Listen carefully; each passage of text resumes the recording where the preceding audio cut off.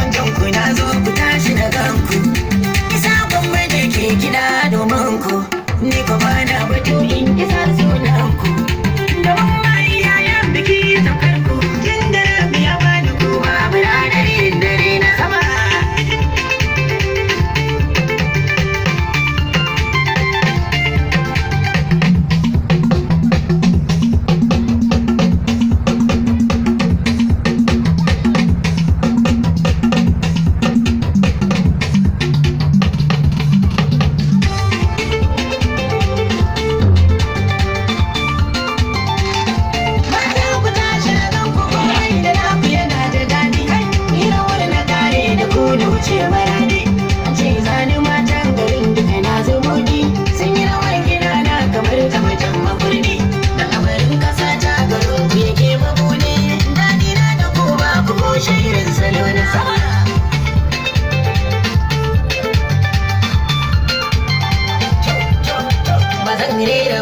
Abun barakan gado ba, ba zan gyara mata da dubar kyan hali ba.